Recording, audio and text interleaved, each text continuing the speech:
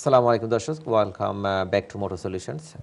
দর্শক, আপনারা এই মুহূর্তে আমাদেরকে যারা জয়েন করলেন, আপনাদের উদ্দেশ্যে বলতেছি আমাদের আজকের টপিক হচ্ছে RTI claims and high fuel consumption. And to assist me, বরাবরের মতোই আমার সাথে আছেন Sam Haris and mister Suhel Chowdhury.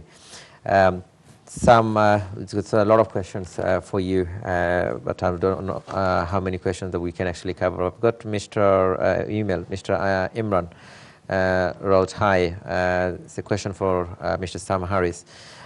I had an accident last year, and I took some service, which means he meant that he had a replacement car, and his vehicle was in a storage. Now the third party, the insurance company, has obviously made offer for his injury and for his total loss, but they're not making any, they're refusing to make any offer for hire. Now the hire company is saying, obviously you can't settle your claim, just your claim, without settling the hire. So if you do that, then we will face problem. But because of that, it's for nearly 4 months now, his claim is not getting anywhere. So in this situation, he asked actually what to do. Well, I'm not sure whether, if you've got a solicitor, then they will probably issue on your behalf for the hire. Generally, these cases, it's difficult for individuals because they're without a car, they can't afford to replace a car, they can't afford to hire a car on spot rates, therefore they go and hire a car on credit because they feel that, well, the accident wasn't my fault, I shouldn't be without a car, I need a car, but I'm without a car through no fault of my own. And there's where organisations, credit hire organisations offer you this facility to pay sometime in the future. What you have to realise is, in fact, that you are liable to make that payment yourself, even though you think that the third-party insurance company will pay for it. If they refuse to pay for it, your only way to get that money is through issuing proceedings. Yeah.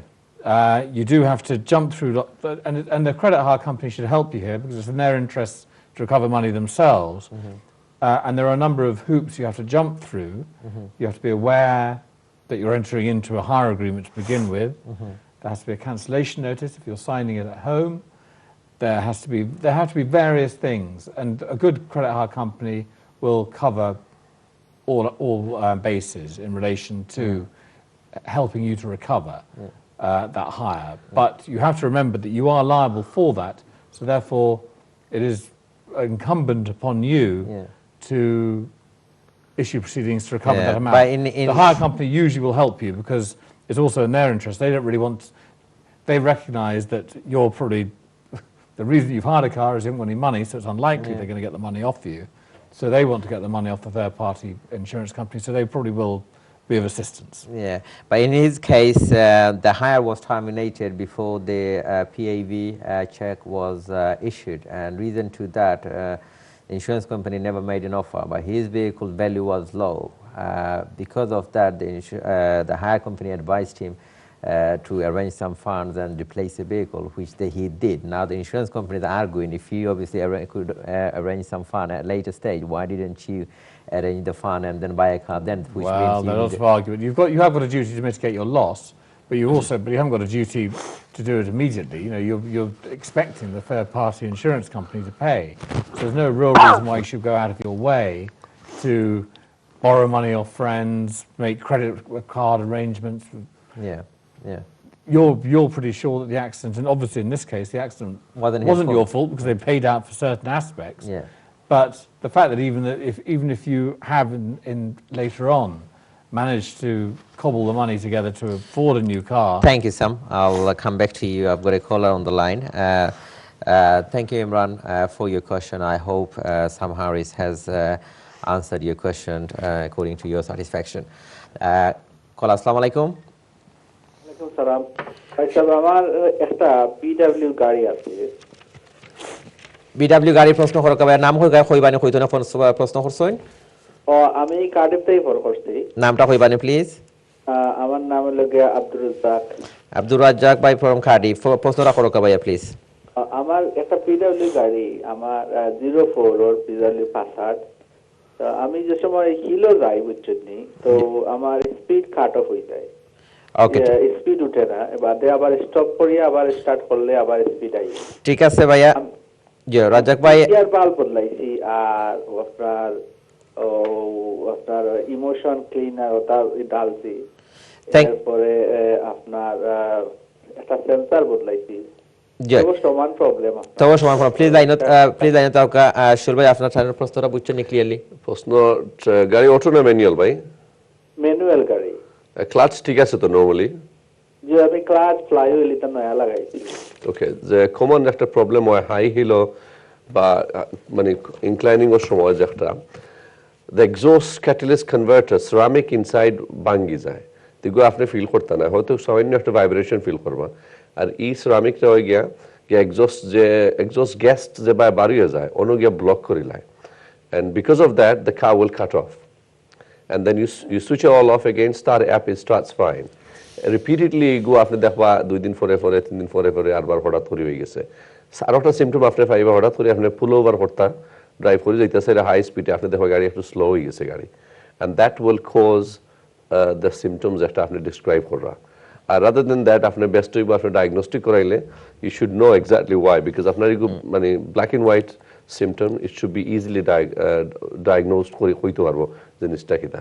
Thank you ভাই আপনার প্রশ্ন করার লাগি। আপনার তারপরে যদি আপনি 100% clear যদি স্যাটিসফ্যাকশন না পেয়ে থাকেন তো আপনার আরবার দরকার সোহেল ভাইয়ের লগে একবার আপনি মারতে পারবা অফ ইয়ার, তো তাই না আরো কিছু ফার্দার অ্যাডভাইস করবা আপনারে। না সোহেল ভাই, I am coming back to you, Dev brother ভাই এজন প্রশ্ন করছিল আপনার হামিদ ভাই এজন কোয়েশ্চন করছিল একটা টাইমিং বেল লইয়া, তাই না? আশা করি মনে প্রোগ্রাম দেখাত আছেন বা regarding timing belt. The timing belt is one of the very main aspect of an engine. Without the timing belt, the vehicle will not run. So whenever a manufacturer recommend and it should change at 60,000 miles, 70 or 80, 100, 110, you must change it before the mileage is done or the years come past. Because if you don't do it, and if that time wheel snaps, basically you might as well buy another engine, because the internal damage the whole idea of the timing belt is to time up the whole engine's basically based on the timing belt. So it is one of the most important thing. It must be changed when it's due. I will recommend everyone change it before it come to the stage, because I've experienced in life where people left it just by weeks and it snapped and it cost them thousands. Thank you Sohel ভাই। হামিদ ভাই আশা করি আপনার দেখছেন দেখরা programme, আর সোহেল ভাই আশা করি আপনার question answer করছেন, বা তারপরেও আপনার যদি কোনো আর কোনো প্রশ্ন থাকে অন্য সময় আপনারা প্রোগ্রামে ফোন করলে আবার সোহেল ভাইয়ের প্রশ্ন করতে পারবা। Next collar please. কলার আসসালামু আলাইকুম। হ্যালো কলার আসসালামু আলাইকুম। কলার আসসালামু আলাইকুম, একটু স্পিক আপ করো প্লিজ। জি আসসালামু আলাইকুম ভাই। ওয়ালাইকুম সালাম, কে কইরা কইতে না কইরা? জি আমি বার্মিংহাম থেকে কইলাম, মিস্টার মিয়া। নামটা কিতা ভাইয়া? মিয়া। মিস্টার মিয়া, বার্মিংহাম থেকে করা। মিয়া তো সকলের সার নাম পাইছা, পুরা নাম কোকা? পুরা নাম মোহাম্মদ হাউরিশ মিয়া। আচ্ছা ঠিক আছে, প্রশ্নটা করো প্লিজ। ভাই আমি ইনজুরি ক্লেম করছিলাম আর কি, আত্মা হয়ে গেছে নাকি? জি হয়। এটা আমার ক্লেম করতে শুনে রাখি। জি হয়। বাট আমি কোনো রেজাল্ট পাইলাম না, কারণ আমি আমার ফ্রেন্ডটাকে আমরা প্যাসেঞ্জার সিটে আসলাম। জি হয়। আমরা ইনজুরি ক্লেম করছিলাম আর কি, বাট আচ্ছা স্টিল কোনো ডিসিশন পাইলাম না। ফাইরা না নাইনি আপনার এটা অবশ্যই যেহেতু কোনো ডিসিশন ওখানে আপনি ফাইরা না, তো আপনার সলিসিটারের দিকেই তুই বাদে আপনার কোনো ডিসিশন ফাইরা না, কোনো কমপ্লিকেশন থাকতে পারে ক্লেইমর মাঝে, বুঝছেন নি? দেখা যাইব যে লাইবিলিটি হয়তো ডিসপিউট করার ইন্স্যুরেন্স কোম্পানিয়ে, বা ক্লেইমর মাঝে আরও কোনো কিছু আসপেক্ট আছে যেটা 100% তারা মানে স্যাটিসফাইড নাই, দেখা যাইব যে ইন্স্যুরেন্স কোম্পানি তারা যে ক্লেমটা আছে তারা একটু আরো ভালো করে ইন ডিটেইলস তারা একটু বোঝার চেষ্টা করে, এর লাগে সময় লাগে। তো ইনজুরি একটু সময় লাগে, ইনজুরি ক্লেম সেটেল হইতে। আপনার মেডিকেল হয়ে গেছিল না নি? কিনা এটা কিন্তু আমার সলিসিটার তোমরা সাইনও নিছেন না। তো বেস্ট হইব গিয়া আপনার ওই লগি আবার ফোন করিয়া আপনার নেম এন্ড নাম্বার রাখিলেইবা, আর আমরা সলিসিটার দেন তান্ড কইমু কি আপনারে ফার্দার কিছু অ্যাডভাইস করার লাগিয়া। ঠিক আছে নি ভাইয়া? অসুবিধা নাই। ওকে, লাস্ট উইক আমার নাম্বার রাখছিলাম, বাট আপনারা ফোন করছিলেন না। আচ্ছা আচ্ছা ঠিক আছে, অসুবিধা নাই। আপনার মনে হয় বিজি আসলা লাগি আসলে আপনার কল করতে পারছেন না, চেষ্টা করবো আপনার দিস উইকে আবার কল করার লাগি মনে হয়। Next collar please. হ্যালো, আসসালামু আলাইকুম। ওয়ালাইকুম সালাম, কে কইরা কইতো না কইরা? আমি উইকেন্ড থেকে মাত্র আমি হারুর মাত্র উইকেন্ড থেকে হায়দার ভাই হোক প্রশ্ন করো প্লিজ একটা প্রশ্ন হইলো আমার মালটা সিট হুম আমার গাড়ির দরজা কি খুলেন না এটা ভিতর থেকে খুলে না বাড়া থেকে খুলে না খালি ওই ড্রাইভার সাইড ওয়ান জি জি ঠিক আছে আপনার প্রোগ্রাম দেখতে থাকা সোহেল ভাই আপনারা একটু অ্যাডভাইস করবা আপনারা অবভিয়াসলি আপনাদের কোয়েশ্চন যেটা আছে এটা সোহেল ভাই বুঝতে পারছেন সোহেল ভাই আপনি আমার টাইম শেষ একটু শর্ট করে হইলো প্লিজ হায়দার ভাই আমি আসলে কোয়েশ্চনটা বুঝছি না প্রশ্নটা তারপরে হলো ওদের কি যে তারা ডোরটা খুলেন না জি anyone with a technical background যারা বেসিক মেকানিক্যাল নলেজ আছে দে ক্যান ওপেন ইট তারা এগুলো খুলতে পারবো এন্ড দে নো তারা জানে কিলা জিনিসটা খুলতো আর তারপরেও যদি আপনি আরো কিছু ডিটেইলে জানতে চান দেন আপনি টেক মাই নাম্বার আমারে ফোন করেন জানো আমি আপনার আরো কিছু অ্যাডভাইস দিব দেখা যাইব এটা এখানের মধ্যে হয়তো দেখা যাইব এটা mechanical It's all mechanical, it's basic. Thank you দর্শক আপনারা এই মুহূর্তে আমরা জানি অনেকেই আছেন লাইনে সবার কল আমরা নিতে পারি নাই আজকে আমাদের প্রোগ্রামের একবারে শেষের দিকে চলে এসেছি সময় স্বল্পতা আমাদেরকে আপনারা ক্ষমা সুন্দর স্বরূপ দেখবেন আপনাদের কল নিতে পারি না ইনশাল্লাহ আগামী প্রোগ্রামে আপনাদের কল নেব আর আপনাদের সবার উদ্দেশ্যে বলতেছি আপনারা অনেকেই আপনারা পছন্দের টেলিভিশন চ্যানেল এনটিভি আপনারা দেখেন সবাই দেখেন 838-এ এই আপনাদের জন্য বলতেছি সবাই special thanks to everyone as well আপনারা সবাই নমিনেটেড করেছিলেন এনটিভিকে আপনাদের সবার সহযোগিতার কারণেই এনটিভি এই সপ্তাহে একটা অ্যাওয়ার্ড উইন করলো যেটা হচ্ছে এশিয়ান ভিউয়ার্স টেলিভিশন অ্যাওয়ার্ড এটা হইল কি number 1 Bengali channel in the whole UK and Europe so